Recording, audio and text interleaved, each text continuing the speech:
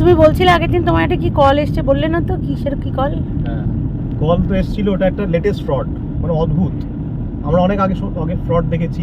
এই ফ্রডটা কীরকম, কলটা করে আমাকে বলছে যে আপনার একটা পার্সেল ছিল, তো পার্সেলটা মানে ওটা একটা অটোমেটেড কল, মানে এটা কোনো পার্সেল বলছে না, কোনো একটা অটোমেটেড কল হচ্ছে।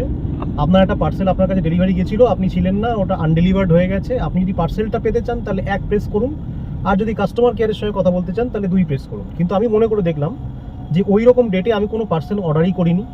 আর যে কুরিয়ার কোম্পানির নাম বলছে ডিটিডিসি বা এরকম কিছু একটা কুরিয়ার কোম্পানির নামও বলেছে, তো সেরকম কোনো কুরিয়ার কোম্পানির থ্রু দিয়ে এরকম কিছু আমার চেক করলাম যে আমার কোনো পার্সেল আসছে না।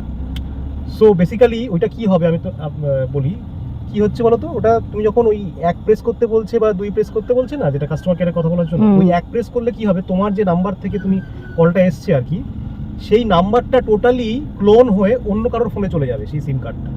আর তোমার ওই সিম কার্ডের সাথে তোমার যদি ব্যাংক অ্যাকাউন্ট রিলেটেড থাকে তাহলে তোমার ট্রানজাকশনও হবে এবং ব্যাংক থেকে পুরো টাকা গায়েব হয়ে যাবে, ডেবিট হয়ে যাবে। বাপরে, এটা আমি পরে জানতে পারলাম একটা পুলিশের কাছ থেকে। So this kind of fraud is going on.